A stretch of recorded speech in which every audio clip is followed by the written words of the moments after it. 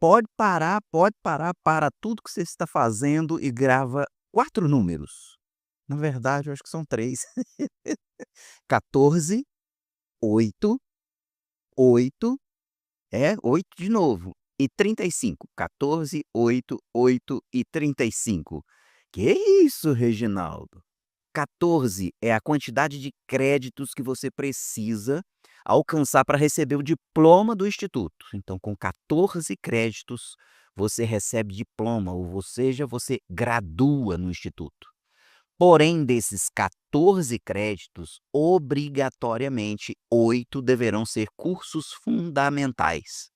Reginaldo, quais são os cursos fundamentais? Não vou dar uma explicação longa aqui, não. Entra lá no nosso cronograma de aulas, está no Instagram, e você localiza quais são os cursos que estamos oferecendo esse ano, neste semestre. Ou então você pode entrar em contato com o Kelvin, que é meu assistente, e ele te passa o seu histórico acadêmico. É seu direito, pode pedir, sem nenhum problema. Estamos aqui para te servir. Então, 14 créditos, você está apto a graduar no instituto, a receber o diploma numa formatura. Porém, desses créditos, 8 necessariamente precisam ser os fundamentais. E o outro 8, Reginaldo, que você falou? O outro 8 são para para que você receba um diploma em nível avançado, ou seja, uma pós-graduação do instituto. Você pode, numa formatura, pós-graduar. Esses 8 créditos só precisam ser adquiridos em cursos diferentes dos 14 créditos que você alcançou. Então, depois que você faz 14 créditos, é uma quantidade de cursos, sendo 8 créditos no fundamental, você então faz mais 8 e você pós-gradua e recebe um diploma de nível avançado. As pós-graduações ou níveis avançados é o 1, o 2 e o 3. E você tem até 35 anos de idade para poder graduar e pós-graduar no instituto. Então, guarde esses números aí. Na noite que você faz 36 anos, encerra a sua jornada no instituto, ok? Meu nome é Reginaldo, os mais íntimos me chamam de Regis e eu fico muito feliz com a intimidade. Estamos no Instituto Belo Horizonte, não importa de onde você seja, você pode simplesmente entrar no link e lançar sua frequência no curso de doutrina e convênios, e a gente segue o mesmo cronograma de aulas do Vem Segue-me. Tem sido uma grande experiência para nós estarmos juntos, e eu queria que vocês soubessem que eu os respeito pelo que vocês são, permitiram se transformar. Hoje nós vamos falar de doutrina e convênios de 23 até 26. Nós vamos falar da importância crucial de focar nos nossos dons, nos nossos chamados divinos. Eu vou usar principalmente doutrina e convênios da seção 24 e 2 versículos, o 7 e o 9. O meu objetivo na aula de hoje, nesse podcast, é muito claro. Eu quero capacitar você a identificar o seu talento único e aplicar na sua vida. Eu quero que você localize algo na sua vida de bom, de talentoso, para que você expanda suas oportunidades. Vamos mergulhar nessa então? Doutrina e Convênios, na seção 24, versículo 7 e o versículo 9, nos ensina um grande segredo que eu preciso ler para vocês. Foi revelado a Joseph Smith, tá? Mas foi dito o seguinte: pois tu servirás exclusivamente a Sião, e nisto terás força. Marca isso. E nisto terás força. E no versículo 9, e nas obras terrenas não terás força, porque teu chamado não é esse. Então, para que a gente compreenda a profundidade dessa mensagem, a gente precisa considerar alguns detalhes. Joseph Smith estava passando por muitos desafios. Eram os primeiros meses de uma igreja muito pequena, nova, no qual nem o profeta sabia de muitas coisas ainda. Essa escritura é revelada para várias pessoas que estavam ao seu lado, ao seu redor e também para ele. Isso era 1830. E essa escritura respondia onde que o Senhor esperava que Joseph estivesse. O Senhor é bem claro, olha, mas é muito claro, nas obras terrenas, você não é forte. Como que a gente pode descobrir o nosso chamado? Como que a gente pode descobrir a o que o Senhor espera de nós? Olha que coisa interessante o que o Senhor revela. Pois tu servirás exclusivamente a Sião e nisso você vai ter força. Nas obras terrenas você não terá força, esse não é seu chamado. Nós precisamos entender que existem algumas coisas nesse mundo que eu, mesmo tentando praticar, eu não conseguirei uma habilidade plena. Eu sei que tudo que nós habituarmos a fazer e repetir e fazer novamente, nós podemos progredir muito, muito mesmo, mas muito. Porém, existem coisas que o Senhor espera de nós na terra, Ele espera. Então, para que eu vou perder tempo naquilo que Deus não espera? Eu faço isso quando eu estiver velho, faço isso quando for um hobby. Hoje eu preciso focar a minha energia naquilo que o Senhor percebe, que aquilo eu sou bom, que aquilo eu sou forte. Não gostaria de falar, a primeira coisa para vocês é autoconhecimento. Precisamos saber quem somos, identificar o que é mais fácil. Queria que você pudesse perguntar para você mesmo nesse momento, se você puder dar um pause aqui, pausa e te pergunta: o que que você faz bem e você faz com muita alegria?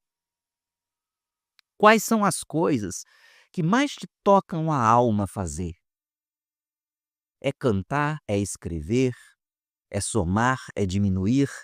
São as exatas, são as humanas, são as biológicas? Onde está a sua força? E não vem, olha, deixa eu chegar aqui pertinho. Não vem com o papo: "Eu não consigo nada, eu não sou bom em nada". Não me venha com esse papinho furado, porque o Senhor deu dons para todas as pessoas. Todo ser humano tem capacidade sim, a única coisa é que você não se autoconhece. Então precisa. Você precisa saber o que você gosta, o que te é fácil. Você precisa então se envolver nesse tipo de coisa. Por exemplo, a vida inteira para mim foi muito difícil as exatas. Sempre foi muito difícil química.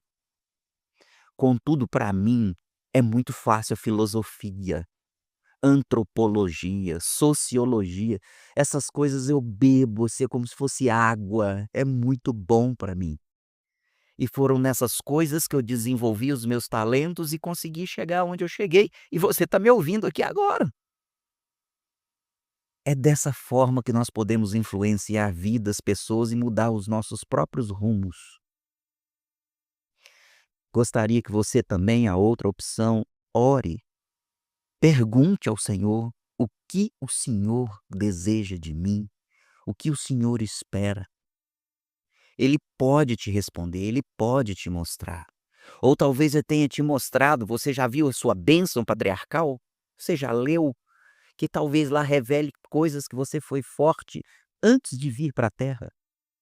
Na minha bênção patriarcal falava, eu tinha 1 ano de igreja quando falou: "Você irá ensinar os filhos de Deus na terra". Eu não conseguia abrir nem a boca, gente, eu sou aqui de Lafayette. Eu era o típico mineirinho calado, ficava quietinho, não abria minha boca. Mas o Senhor já tinha visto o que eu havia adquirido antes de vir. E aqui então eu tive que procurar a habilidade, copiar as pessoas, analisar como elas faziam. Eu sempre observei os bons professores e fui adquirindo habilidade, habilidade, habilidade.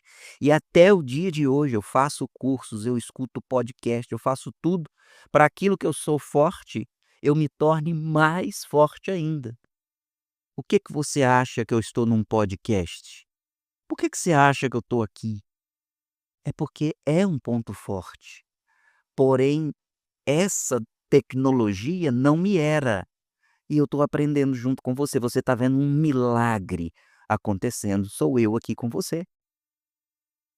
Veja sua bênção patriarcal, pense sobre isso, anote as ideias que vierem à sua mente.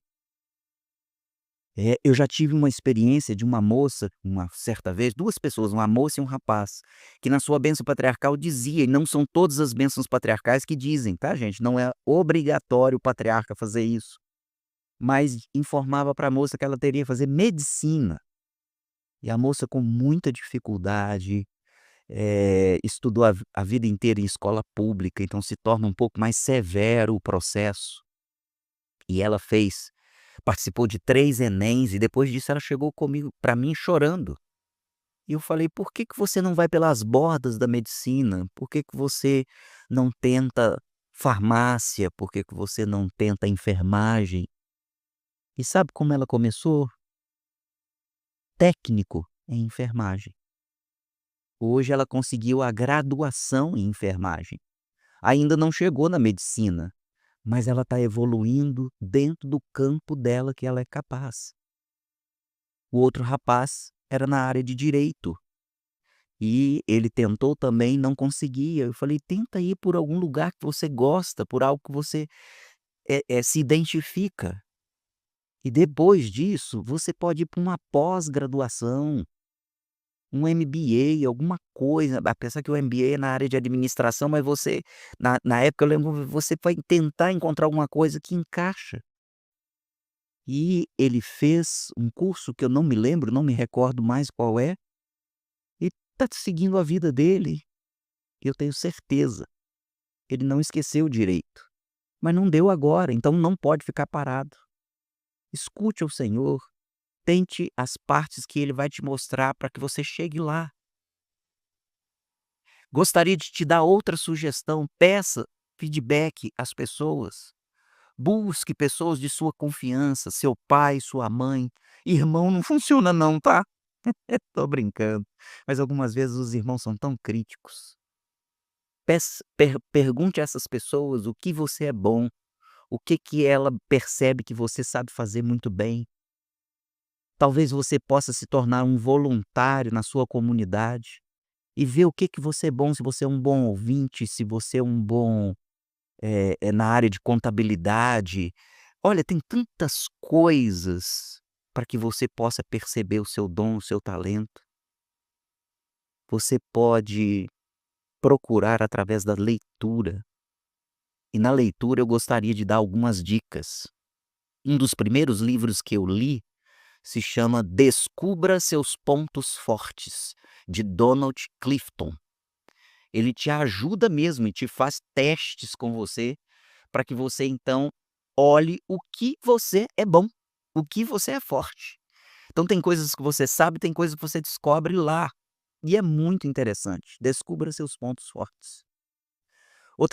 Outro livro que você pode ler, Os 7 Hábitos das Pessoas Altamente Eficazes, de Stephen Covey.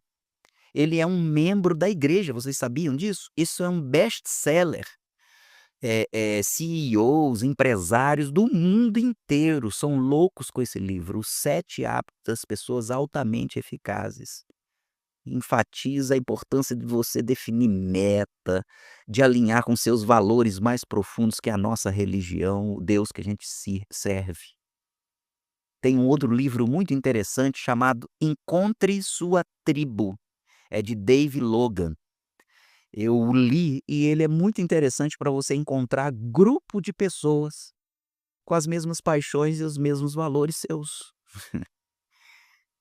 E isso vai te ajudar a viver na prática como um membro da Igreja de Jesus Cristo dos últimos dias. Então, sirva na igreja, participe ativamente da aula, sirva da melhor maneira com que você consegue, mas fale com seu bispo, não é pedir chamado, mas fala: "Bispo, eu sou muito bom em dar aula. Bispo, eu gostaria tanto de um dia me envolver na secretaria. Presidente da estaca, se ele for te chamar um dia, fale do que você é bom, do que você não é, e permita com que o líder do sacerdócio exerça as chaves. Mas quando eu chego numa ala, eu já mudei muito, né, já morei em Manaus, já morei em Maceió, já morei aqui, já morei no interior. Toda vez que eu chego, eu aviso para o bispo, quando ali na primeira entrevista: "Eu sou muito bom em dar aula, eu gosto, é o meu lugar". E isso é muito bom. Esse eu me sinto muito bem nesse ponto. Queria te falar para você talvez fazer noite familiares ou com seu namorado, com sua namorada, marido, esposa, reservar uma reunião familiar para discutir sobre isso, em família. Pergunte, faça atividades juntos, participe de atividades que permita com que você desenvolva dons, talentos. Crie um ambiente de encorajamento, vê o que que você pode fazer. E o que eu queria te dizer é: cuidado com as distrações. Cuidado, concentre naquilo que realmente importa. E o que mais importa é você saber aquilo que você é forte e não gastar tempo com isso. Priorize, gente, atividades que contribuam para que você cresça. No livro de Eclesiastes diz que existe tempo para tudo aqui na terra, para tudo. Eu queria dizer que uma pessoa de 18 a 35 anos, nada pode tirar a sua atenção dos estudos, nada pode tirar a atenção da sua leitura, nada pode tirar a atenção. Claro que nós temos que trabalhar, conduzir nossa vida, mas é a hora de estudar e de aprender as coisas que você já é forte, que te tornarão forte para toda a vida. Por favor, estamos na melhor época do mundo. Não perca tempo com mídias sociais, naquilo que diz respeito à besteira, fofoca, coisas sem valor. Você pode assistir e ouvir podcasts valiosíssimos, coisas boas. Você pode fazer testes vocacionais. Você pode identificar naquilo que você é mais hábil, naquilo que será mais fácil para você. Talvez esteja tão difícil o seu curso, a sua jornada, a sua profissão, porque não é o seu ponto forte, é só isso. E foi como Joseph aprendeu: nisso você não tem força, nisso você não vai conseguir. A gente precisa entender que nós temos limites. E volto a dizer: podemos sim exercitar. Mas se o Senhor espera algo de mim, para que eu vou perder tempo com outra coisa? Queria muito falar principalmente para as moças. Escolha o seu marido através dos pontos fortes e não por aquilo que você deseja. Repetindo, Reginaldo capítulo 4 versículo 29. E isso não vale absolutamente nada. Escolha o seu cônjuge, o seu futuro marido, pelos pontos fortes e não pelo que você deseja. Existem muitas mulheres que desejam que o seu marido seja um bispo, um presidente de estaca, um 70, um 80, um 90 e por aí vai. E esse não é um desejo ruim, é muito bom. Porém, talvez essa parte não seja a força daquele que o Senhor quer que seja o seu companheiro eterno. Talvez o ponto forte dele seja ser pai, seja ser marido, seu amigo, trabalhador. Mas talvez ele não seja um bom líder eclesiástico e está ótimo. Ele precisa ser digno.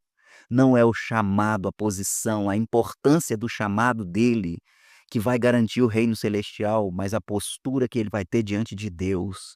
Então, observe. Agora, se você quer uma pessoa forte, você ambiciona um homem o qual vai liderar, então você precisa esquecer das pessoas que não têm esse talento e não tentar transformá-los, porque simplesmente para a pessoa que você está tentando transformar, o Senhor já disse: nisso você não é forte, nisso você não vai crescer. E eu queria ir para o nosso finalmente agora, mas queria lembrar, Esse curso é de Doutrina e Convênios, é uma honra estar com vocês aqui. Vai no link logo depois. Por favor, lance a sua frequência, mas faça os seus comentários. Eu gostaria de saber como tem sido a jornada de Doutrina e Convênios nesse podcast contigo. Vai ser muito legal. Não perca o Instituto. O Instituto é uma bênção na vida de todos nós. Queria encerrar a aula de hoje falando em que Jesus Cristo era forte. Hã? Que pergunta é essa, Reginaldo? Eu tô te fazendo essa pergunta. Em que Jesus Cristo era forte? Ele era um Deus. Ele é um Deus. Ele é todo poderoso. Ele é onipotente. Mas as escrituras nos mostram uma coisa interessante. Na Pérola de Grande Valor, diz que a obra e a glória dele é levar a efeito a imortalidade e a vida eterna do homem. Então Jesus Cristo sabia que ele tinha 3 anos de ministério, 33 anos de vida, mas porém naquela época uma maioridade era adquirida após os 30 anos. Por isso que Jesus Cristo inicia o seu ministério com essa idade. E então, ele tinha 3 anos para mudar a humanidade. Jesus Cristo precisava escolher um foco. Como ele era todo poderoso, ele deu um foco. Como nós não somos todo poderosos, nós precisamos saber quais são os nossos pontos fortes. Jesus Cristo tinha todos com maestria. Porém, se você percebe, para levar a efeito a imortalidade e a vida eterna do homem, ele precisava distribuir o puro amor de Cristo em sua perfeição. E Cristo, então, com maestria, com uma beleza indescritível, com uma paciência do tamanho do universo, numa época difícil, um povo que vivia de qualquer jeito, a sua maioria analfabeta, sem roupas, sem o mínimo ali de alimentação, sem conhecimento, sem tecnologia. Cristo aproxima de cada um, escuta um à noite, cura o outro de manhã, chama em particular, chora com o outro, levanta dos mortos um outro, cura, retira demônios de outros. Puro amor de Cristo é concentrado de uma maneira ímpar, de uma maneira poderosa. E quando você chega no final das Escrituras, onde ele faz uma oração intercessória, ele então consegue dizer para o Pai: Pai, daqueles que me deste, nenhum se perdeu. Olha que coisa maravilhosa!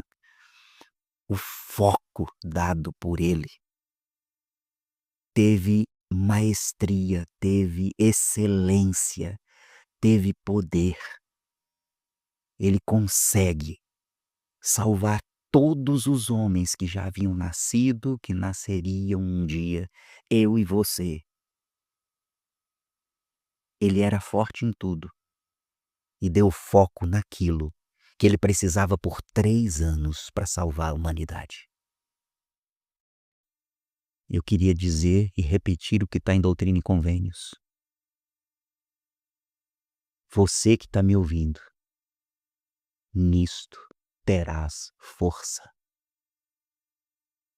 Existe alguma coisa que você é bom e isso precisa ser expandido. É isso que você precisa trabalhar. É isso que precisa ocupar a sua mente. É isso que precisa ser feito novos cursos. Eu tenho 52 anos de idade e faço cursos de aperfeiçoamento, porque senão eu fico para trás e o que era forte vai se tornar fraco. Nisto, e só você sabe o que é o que você terá força. E ele fala nas obras terrenas, no versículo 9, não terás força, porque teu chamado não é esse.